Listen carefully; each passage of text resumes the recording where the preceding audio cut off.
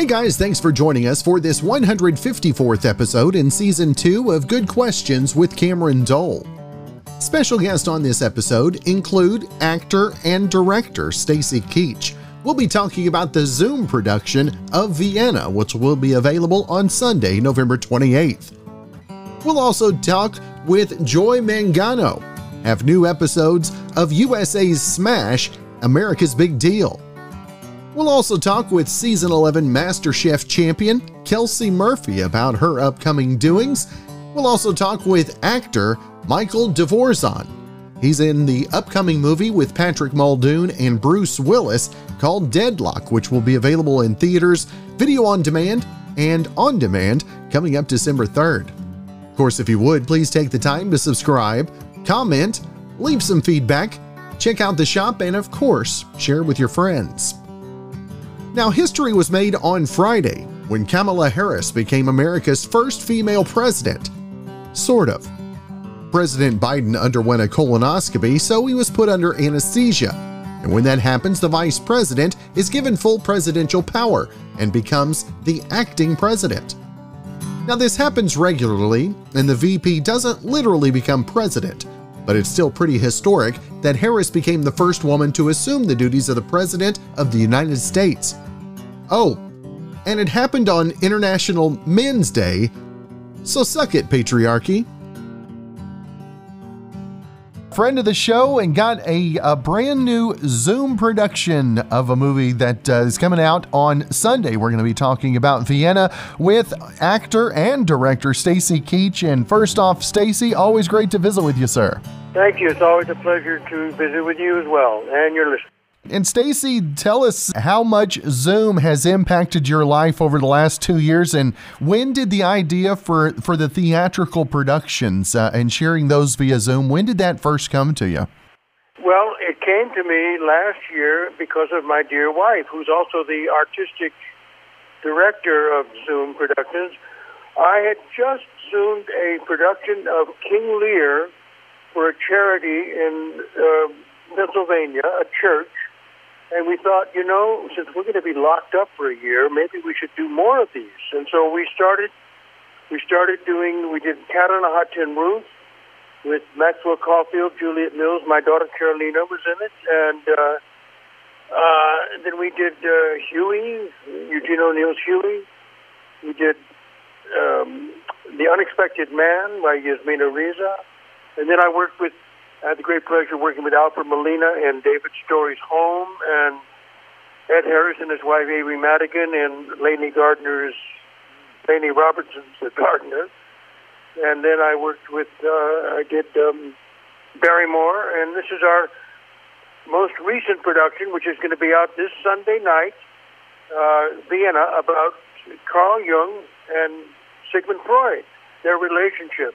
And I had the great privilege of working with my longtime friend, Harris Yulin.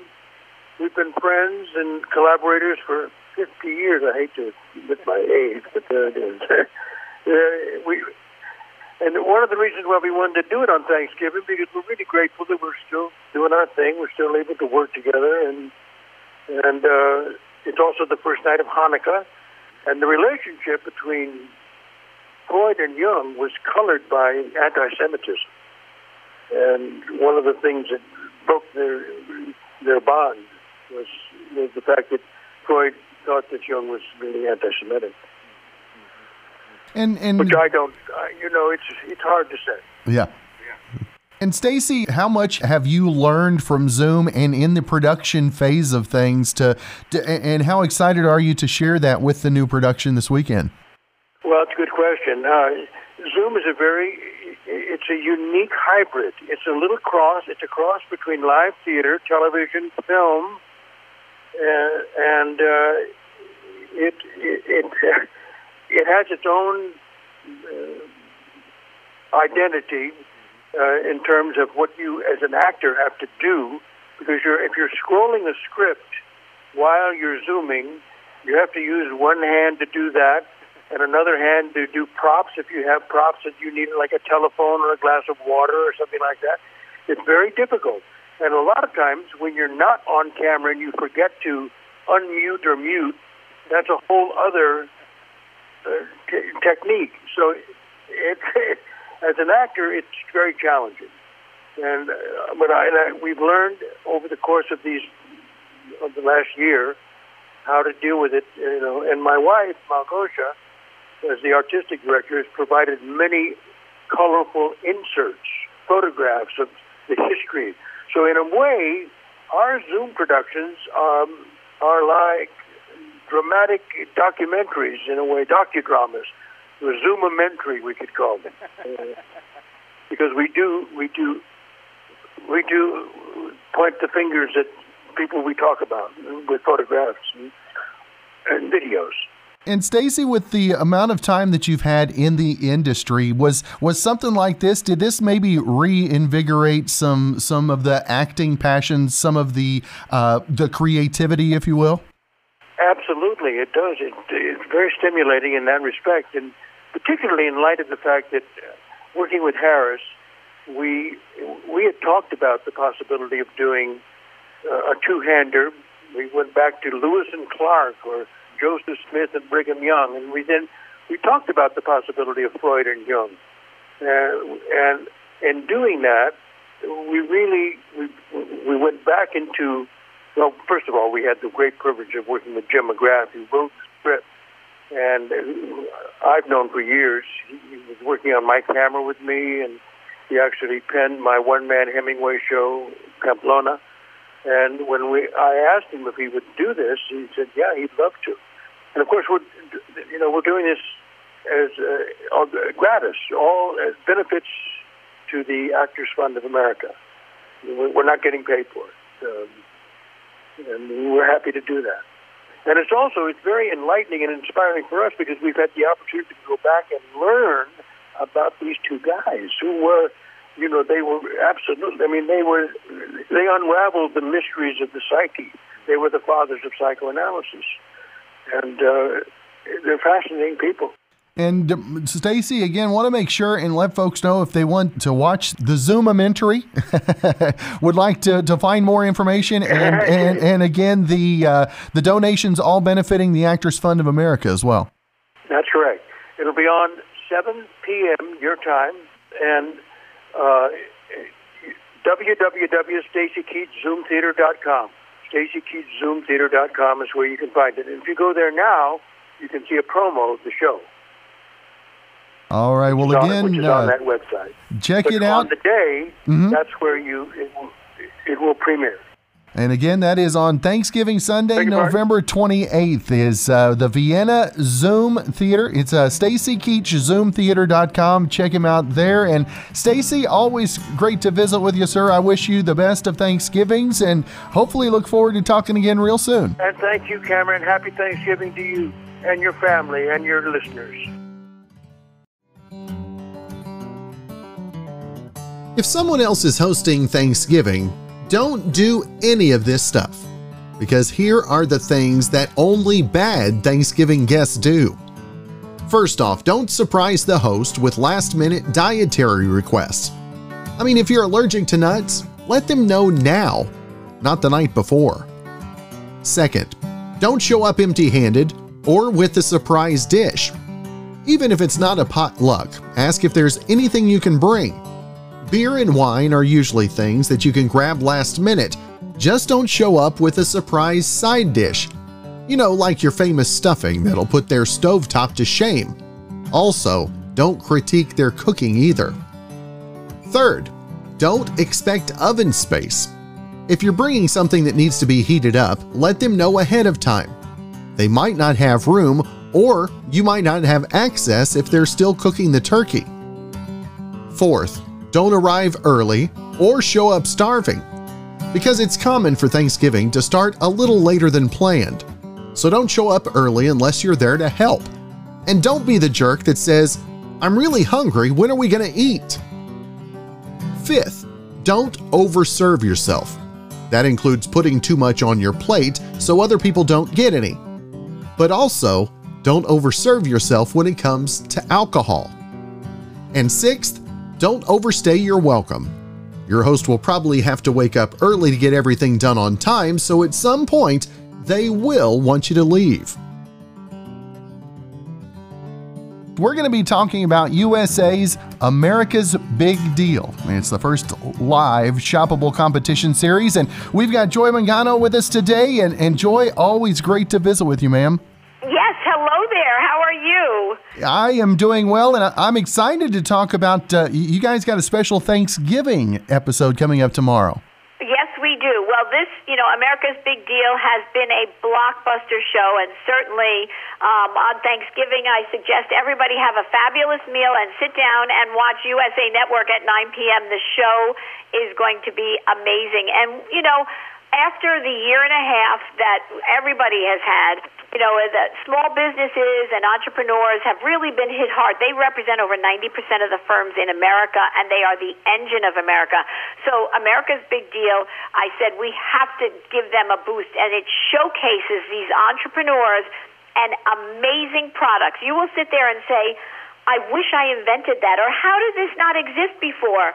It just incredible. And by the way, we are so proud to say that those products will ship within days. So you're not going to wait, whatever. You'll have them in time for the holidays. And we go across every category, and it really is very, very exciting. We never know what's going to happen each show. And Joy, what was the inspiration behind America's Big Deal? Was it all about the small guys, if you will? Yeah, well, so yes, it was giving a platform that never existed before in front of all of America, and USA Network couldn't be a better network, right? So, it was to bring that, that back, because what happens is the viewer, when we say live shoppable, the viewer watches, becomes a consumer, and is able to buy using the QR code or going to Shop America's Big Deal, buying instantly, and we are selling out every show, and because these products are that good. So the viewer becomes the buyer, becomes the voter, so to speak. So the person, the entrepreneur that sells the most product, now gets to turn around to the retail titans, which consists of Lowe's, Macy's, and I'm on the panel, QVC and HSN I represent. And then we really have some heated competition to get that product that we know the consumer loves. And we represent, by the way, these three retailers represent over $120 billion of annual sales. So now we offer a six-figure dollar purchase order. The three of us bids the most gets that ability to bring them into retail with nationwide distribution. So this is an overnight phenomena for this entrepreneur and their product. And Joy, what has maybe been the eye-opener of what folks had creatively over the last couple of years? Have you seen that their creativity has been bottled up, or has it maybe been allowed to expand a little bit? Well, I think a lot of people there's that moment in life, and I think a lot of people have been taking that moment in the last year and a half or so to say, what is my passion? Am I doing what I love to do? And a lot of these people left top executive jobs because they've been dabbling, in doing with, creating their product, and decided to go after it full blown. And it's really amazing. I mean, a couple weeks ago, we had a 19-year-old young man win the competition with his product Tip Tough. His father was a chef, and at 13, his father came home and he'd have his hands would be cut and so on from chopping, and so he developed a product that you just put your hand in, and it helps. And when you chop anything, it helps. It protects your hands. We've had one of the top 10 chocolatiers in the world win last week. And, let me tell you, his chocolate's second to none. So, we go across every category, every age group, people from every corner of this country have applied, and really the best of the best. We had thousands of applications, and the best of the best are on. And, I wish we could pick everybody and showcase everybody. But there's not enough time, That's right. And Joy, do you still get blown away by what the little guys are coming up with on their own without the help of major backing, if you will? Yeah, you know what? That is such a great question. I just said last week, there was a product that I was talking about, and they pitched to us, and I'm thinking, how has a major company that's in this arena not come up with this product. So there, make no mistake, that American dream, that American ingenuity is still out there in a big way. And, you're talking to somebody personally that, with a simple twist of a mop, changed my whole career, or a slim velvety hanger changed the whole industry. So, their great product comes from anywhere. You don't have to be building rocket ships. A product that changes somebody's life and makes life better is as important as anything else. And I have to tell you, all these products are just that, and we are so excited. And especially Thanksgiving, we're showcasing even more products, and it's really going to be so blockbuster. So I say, after your Thanksgiving meal, sit down, 9 p.m., watch USA Network, and you are going to be amazed. That's right. And Joy, what do you think is the biggest misconception of the quote-unquote overnight success, if you will? Yeah. So, that I think people think that when something happens and you have success, and success, here is overnight, literally, right? They think that that's like the lottery. That's like winning the lottery, but it's not that at all. With success comes, in all my experience in life, comes you work harder. You have to keep that up. It becomes a whole new level of different things, which is wonderful, right? But, I think that as every year goes by and every product goes by, I work harder and harder to maintain that and to create that. And, I think that these people exemplify that. And so success is not where you just sit back and say, okay, I've made it. You have to really work to continue that. That's right. And again, the new episode of America's Big Deal coming up this week. And Joy, always want to make sure and let folks know where they can find more info about the show and, of course, everything you've got going social media-wise as well, my friend. Yes. So they can go to shopamericasbigdeal.com. That's awesome. Well, Joy, it is always great to visit with you. I wish you continued success, and thank you for paving the way for others to follow in your footsteps as well. Oh, thank you, and we'll see you Thursday night.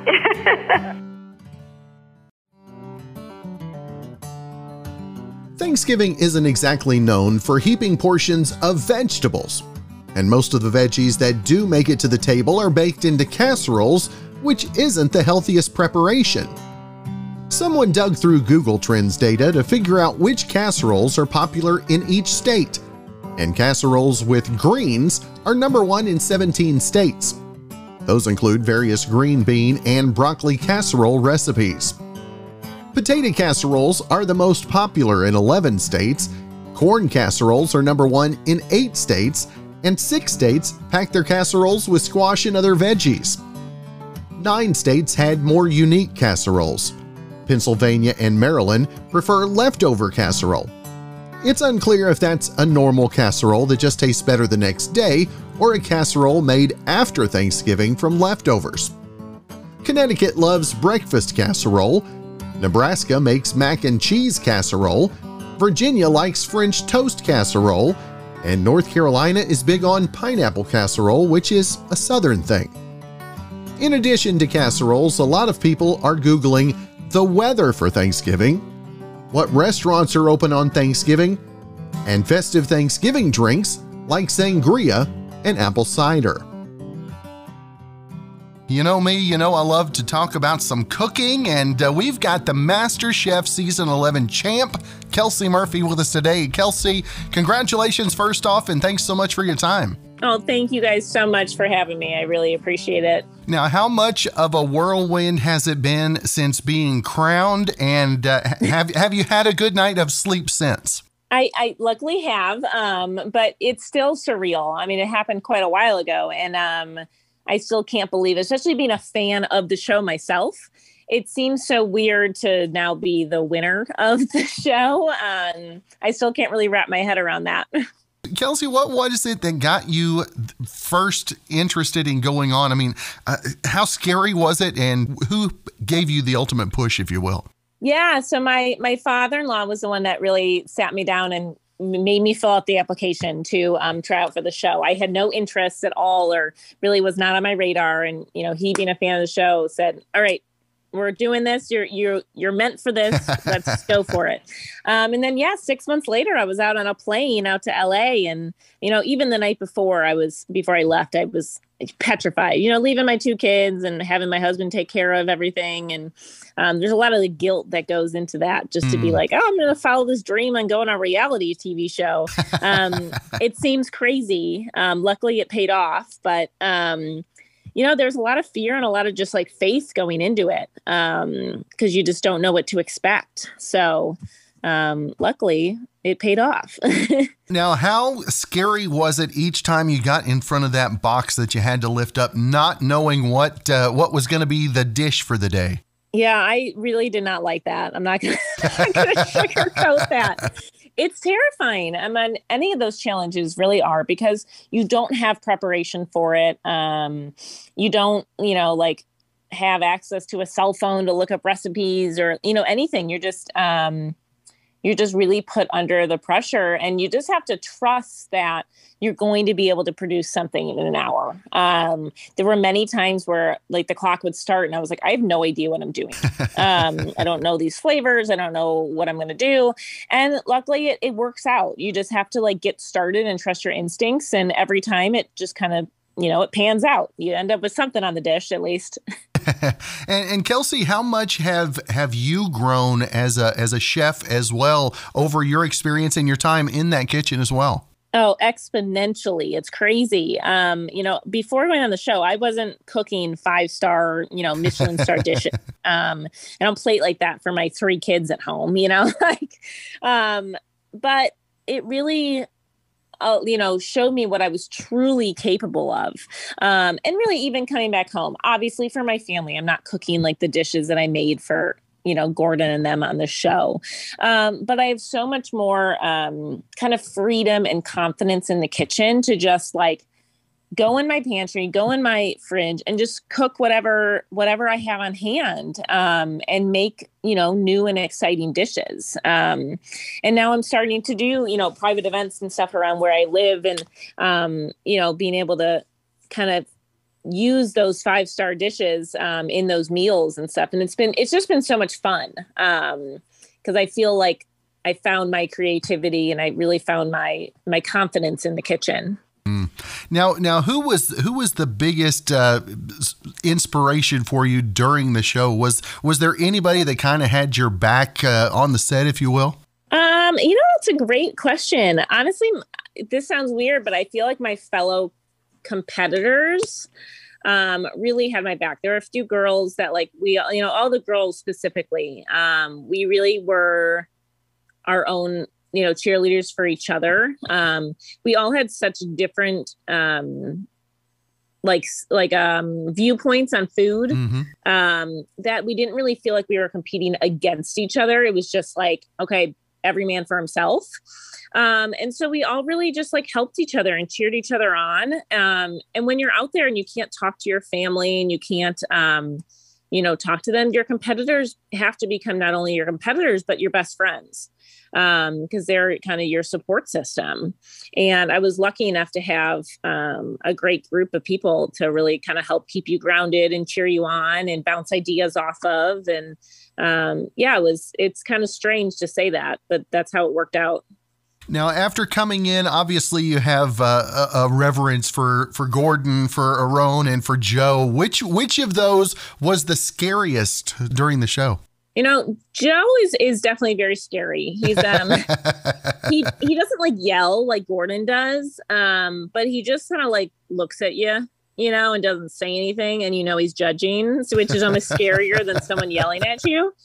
And he's very hard to get a compliment from.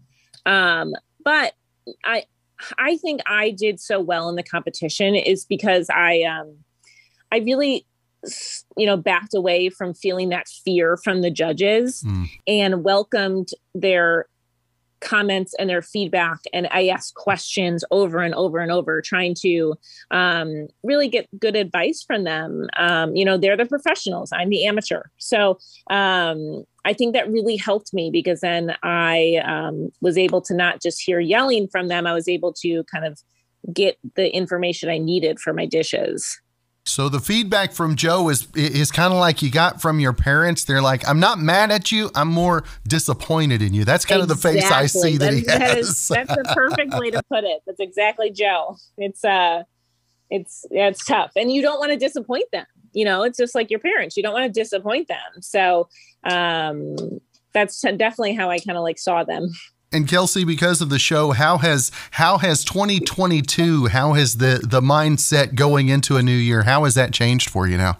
Oh gosh, it's exciting, because I've left my job as a physical therapist. So I'm starting a whole new career, which is a little scary at 34 with 3 young kids, and to just start a whole new career with no background in it. But I'm jumping head first and really trying to take the opportunity for what it is, and just see what I can do with it. I loved being on camera, and I feel like I have a lot to offer in that space. So I'd like to continue to explore that, whether on TV or a podcast or YouTube, whatever that, may be. And I'm just trying to just run with it. I think that's one of the things I learned on the show, is that you just have to take risks and, take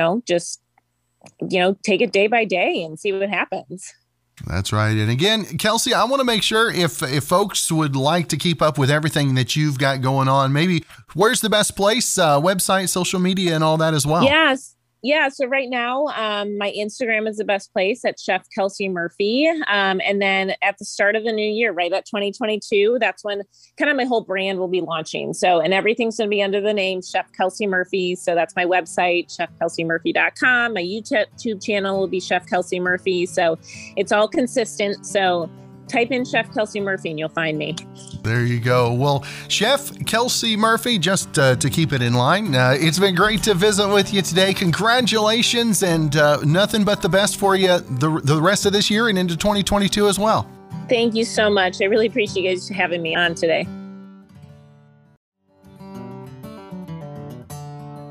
Is this fun and clever or just weird? A 26-year-old in Canada named Katrina Froese went on a first date with a guy last month, and before they went out, he went to and did her survey to make sure he planned a date that she'd actually enjoy. His name is Graham McCarthy, and he's 29. Questions included things like what she wanted to do, with options like dinner and a movie, hiking, or ice skating. She picked dinner and a movie. He also asked what kind of food she likes, if she had any dietary restrictions, what time she wanted to eat, and how, quote, fancy schmancy she wanted to get with it. Options on that ranged from very formal to basically pajamas, and she chose everyday casual.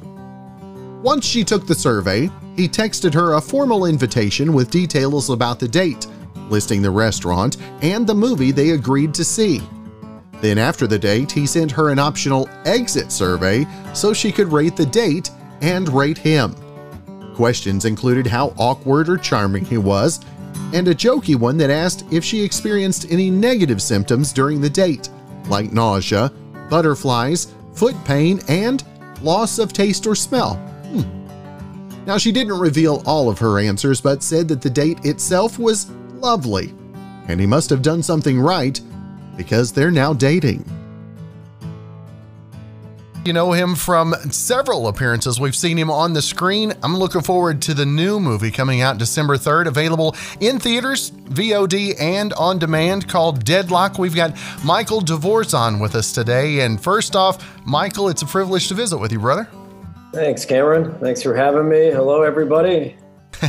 Now, the new movie, Deadlock, if folks have not seen the trailer or the previews, I mean, how much fun was this one? It looks like it must have been a ball to make. It was a blast. I mean, nonstop action and a few poignant moments, that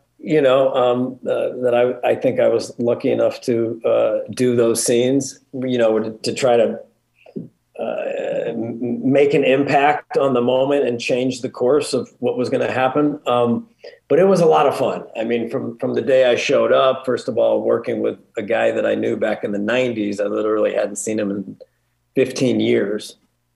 And when I heard Patrick Muldoon was playing the lead role, I was like, this is just surreal. You know, I hadn't seen the guy. I had not talked to him in 15 years. And I worked in production for Melrose Place for 3 seasons. So he was on the show for 1 season, and, you know, they become like family because you talk to them every day. You see them Monday through Friday, you know, and so it was very surreal to be in Georgia and walk onto the set, and Pat was there. That's cool. And when I said his name, he stopped and he said, I know that voice. Because, you know, I would call him, hey, Pat, your call time tomorrow is, you know, and you do that enough times, you're just like, that voice. So, yeah, we had a lot of fun, you know, shooting some action scenes and some fight scenes and keeping the stakes pretty high. Tell the listeners about Deadlock, the story behind it. Patrick Muldoon, Bruce Willis in the cast. I mean, how cool is that, too? Oh, man, it's a dream come true. Yeah. I mean, to work with a legend like Bruce, I mean, a bona fide legend. I remember the first time I met him, it was at my friend's birthday party, small group of people. And he was holding my friend's newborn baby, his first baby. And he was just standing there holding the baby. And I looked at him and I just said, the guy is so cool. Like, it's just, he's holding a baby and he looks like an action hero, you know, like, and, you know, I walked up and introduced myself and I said to him, how do you do it? Now, what I meant was, you know, how do you do, you know, what you do on screen, which is this just incredible work and this combination of like cool swagger and like charm. That's what I meant. But I said, how do you do it? And he thought I was talking about how do you hold babies? And he looked at me and he says, a lot of practice. So I always remembered that one.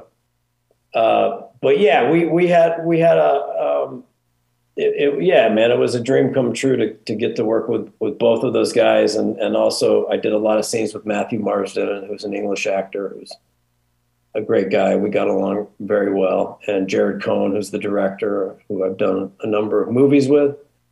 And I think I forgot what the question was.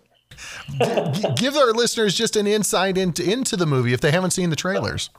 Yeah. So guys, the movie is basically, if I was to sum it up in one sentence, I would say it's about a father's quest for revenge. And that father is played by Bruce Willis, you know, and on his quest for revenge,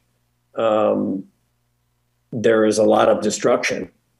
And I'm one of the characters that's on the other side of that quest for revenge.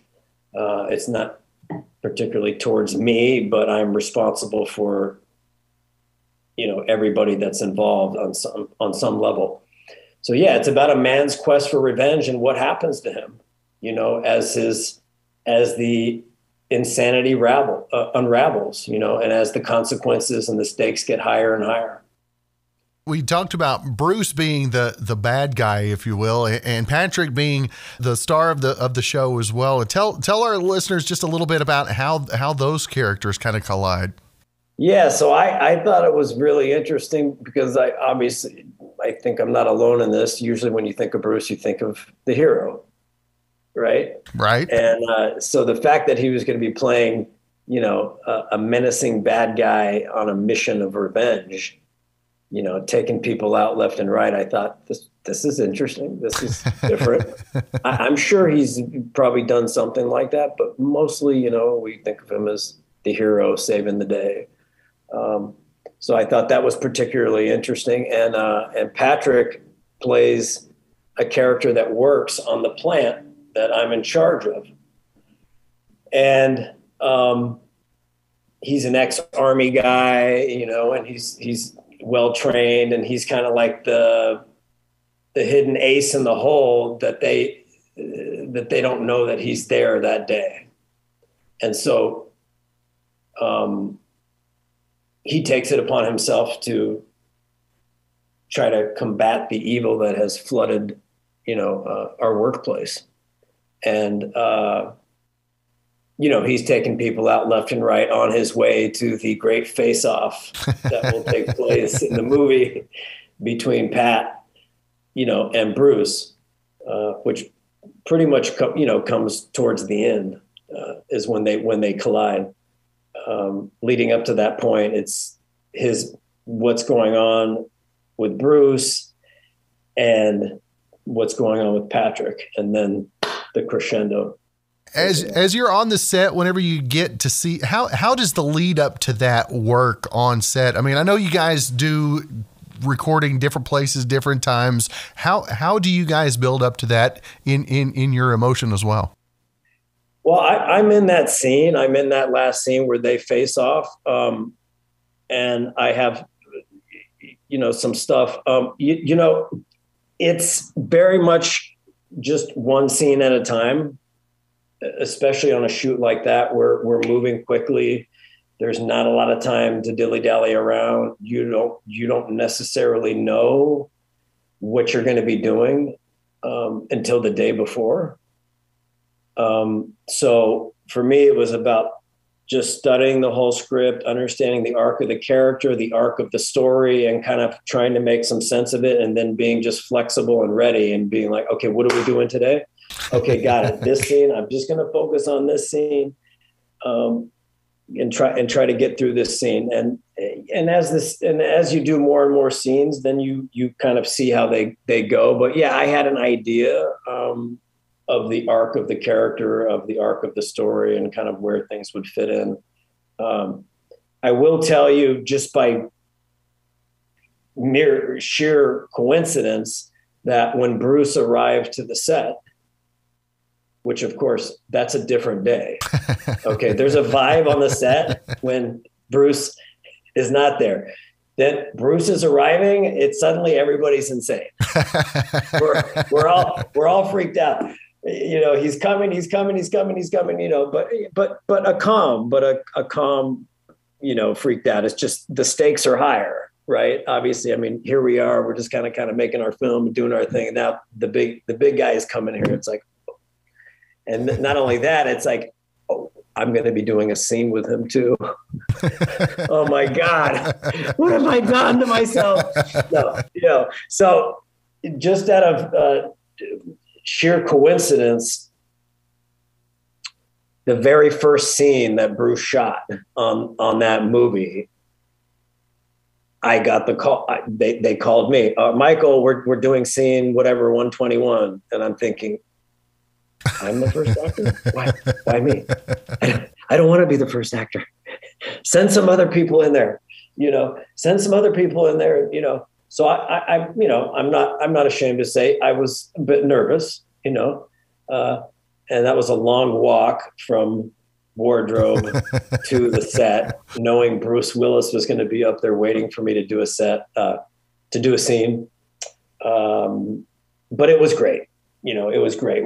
He's very laid back. He's very chill, very humble. And once we got into it, I just tried to keep myself grounded. But yeah, I thought that was ironic that I was the very first. But to answer your question, how do you work up to the crescendo of that last, the last scene where there's the face-off? I've read this, I've read the script. I've seen where the scenes are going. I've seen what's happened. I've seen what is the damage, how high are the stakes right now. And then it's just about being in the moment. It's just, we rehearse the scene a few times. I know this is going to happen. And then I'm just going to see what happens. I'm just going to try to stay present to the scene with these guys. And then when I have to do my part, I'm going to do it and try to have, the stakes be high and it means something. Now, Michael, you've been around the business for a while. How much different is shooting and prepping for a movie now that we've gone through these last couple of years? I mean, how much different is the whole arc of going from getting the script, the auditions and all that? How much different does it look these days? Well, I would say with the pandemic and COVID, that is, that radically changed in a lot of ways as far as the protocols that you have to go through, in order to shoot a movie,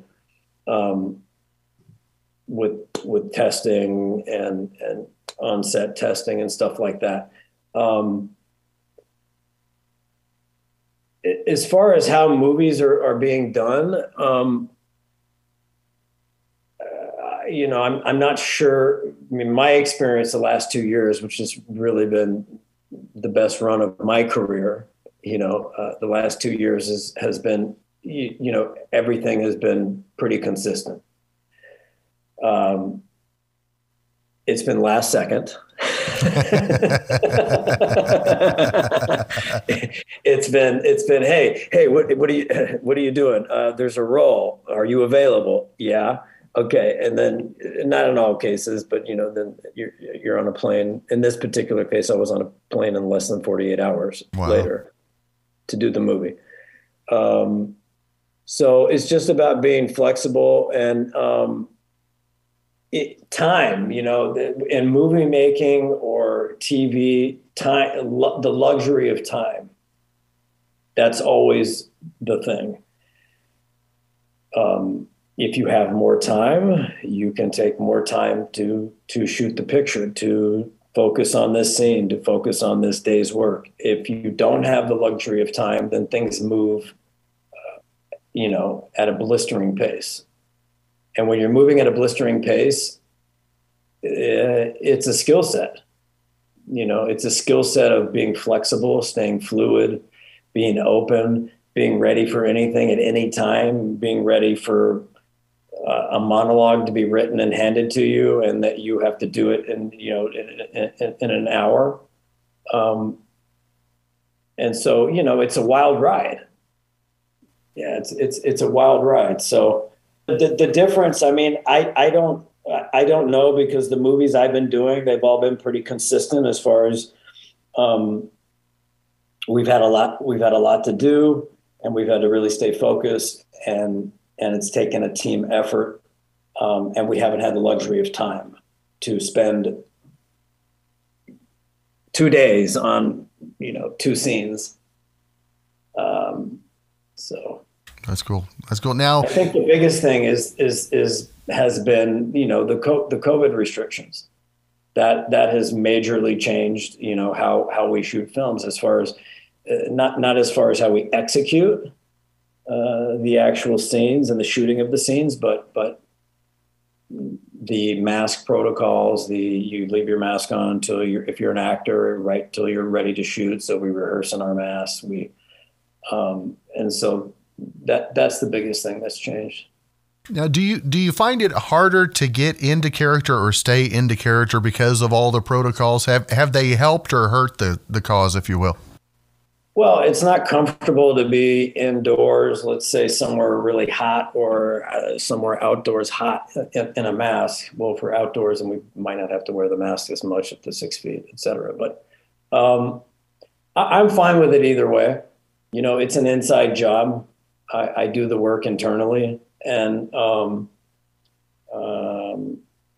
it's easier to rehearse without a mask, because you can kind of get a feel of what you're doing with the other actor or actress. And but yeah, I think my experience and I've done since the pandemic, I think I've done five movies, and it's been okay. We just adjust. We just stay flexible. Okay, this is the new protocol for now, and we just do it.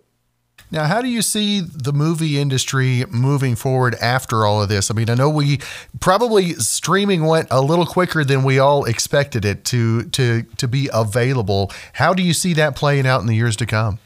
Yeah, I mean, this time that we spent all holed up in our places, it definitely accelerated the streaming platform if it wasn't already really accelerating at a rapid rate. Now it's really moved in, and it's made a big move, and I don't think it's going to change. As far as theatrical releases and as far as how many theaters there are in the country, I think that's going to greatly diminish. I love to see movies in the theater, but I just think humans were such creatures of habit, and we start to create a new habit of watching movies at home. I mean, we've been doing that for a while already, but the balance of going to the theater and watching some at home. And now it's kind of like, I don't know. I wonder if it's going to be kind of, I don't know if we need to go to the theater. And then you have to ask yourself, how many people are going to want to be going to theaters? There's a demographic out there that's probably like, yeah, I'm not going to feel comfortable to go into a theater for a while. How long? So I think some theaters will survive. I hope a lot survive. I don't know how many will, but I think there will always be a place for people to go to the theater to have that experience. It's an adventure, and the sound and the big screen, and I think it will always be around. But I think the streaming option is going to be accessible more than ever to see those movies that a lot of times would be in the theater, and you wouldn't be able to get to see them until sometime down the road. For you, what is, for you personally, has there been any particular binge that you partook in the last couple of years doing all of the streaming at home that you'll admit to? Start watching. Gosh, I've watched some. See, I watched Afterlife, which is genius. Ricky Gervais, 2 seasons, and I just thought, this is the greatest thing ever. Please don't ever stop. So I definitely watched that. I don't think I saw too many movies, but I saw some other TV shows. I'm only thinking of stuff I saw recently, 9 Perfect Strangers, which is really one of the great shows I've seen in a long time. I would put it up there with Breaking Bad and Ozark and Fargo season 1. And, what else did I watch? I didn't do too much binge watching. I can tell you lately that I've seen some movies. One of my favorite movies out right now is called Coda. It's on Apple TV. It's a really powerful movie. It's a great story. What else have I seen? I saw that. I'm at a loss for words. Listen, that should go to show you that there's so much out there, unless you take notes,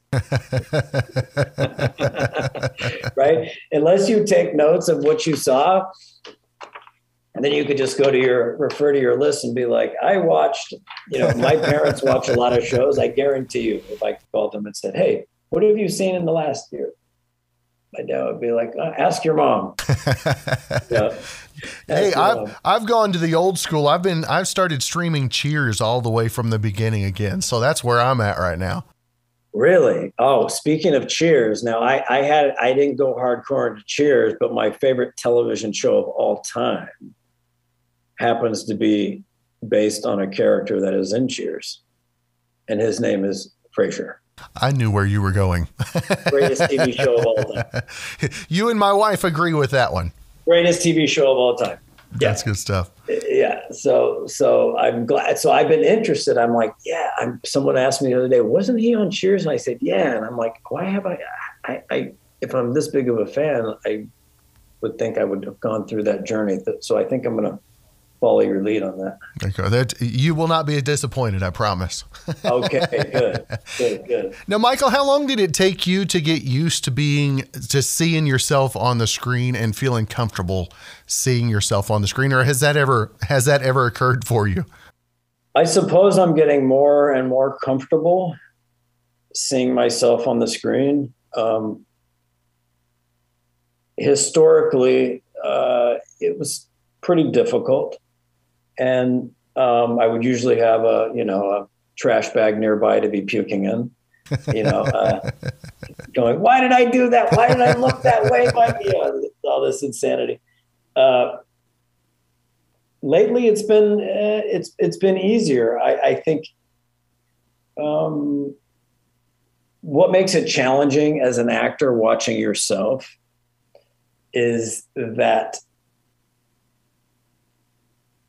I am paying attention to details that perhaps not everybody or probably nobody is looking at. Maybe sometimes they are, but it's that looking at yourself through a magnifying glass at every gesture, every expression, every movement, the way you pick the phone up, the way you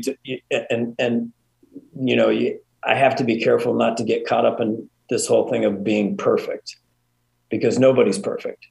Humans are not perfect. People are not perfect. Why does the character need to be perfect and do everything like that? So that's the tricky part, is you want to be perfect. You want to hit you want to dot your I's and hit every mark and do everything exactly right. And if there's something that's a little off, or you make a decision or deliver a line that you don't like so much, then you think, God, I could have done it that way. I could have done it that way.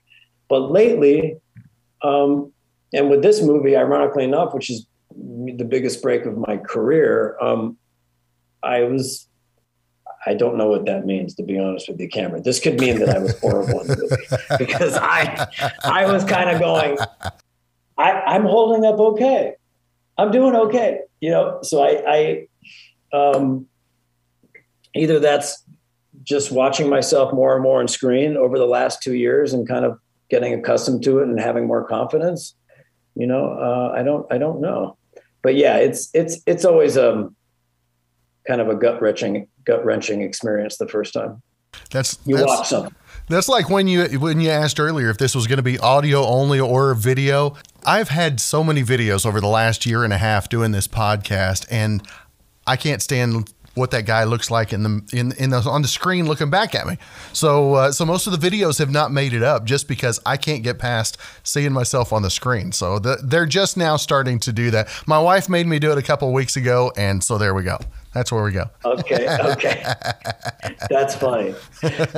So you watch it back and you're like, look at me. Yeah. I've gone back and tried to edit them. They'll put me in a padded cell. Yep. I go look at them, and finally my wife was like, you just need to stop looking at them. Just cut the beginning and the end off and just put it out there. I support your wife on this one. I think you're good on camera. So, well, thank you. I appreciate that. Yeah. Appreciate that. We get these crazy ideas. See, this is the other thing. Is this, when I was a young actor, I used to pick my own pictures. Right? I would shoot headshots with a photographer. I was young. I didn't know my ass from my eyebrows, but somehow I thought, I'm going to pick my own pictures. I don't know why. So I would always pick pictures that nobody else would pick. Now, why was that? The reason that was that I had an image of how I wanted to portray myself. I had an image of how I wanted to look. And so I was very stuck on that. However, what people see when I would walk in the room or how people experience me would be very different than this image that I'm thinking I need to portray myself to be this cool guy who's, all this stuff. So I would pick these shots. And after that happened enough times, I got to a certain point where I'm like, I don't pick my own shots at all.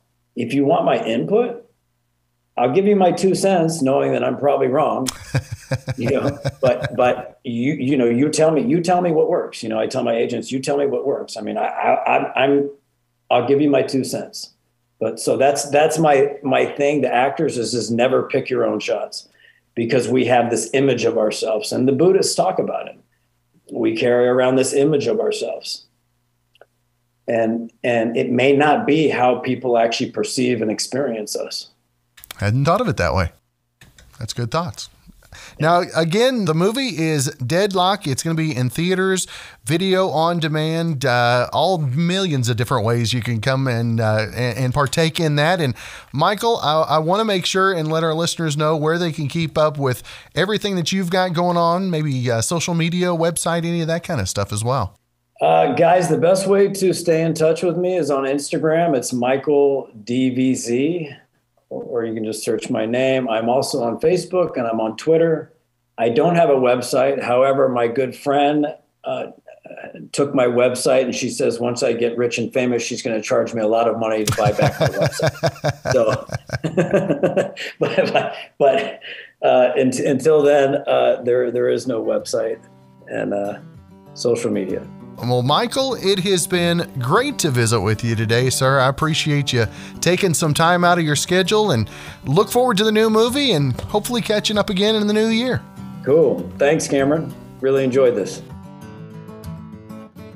Well, thanks again for joining us for this 154th episode in Season 2 of Good Questions with Cameron Dole.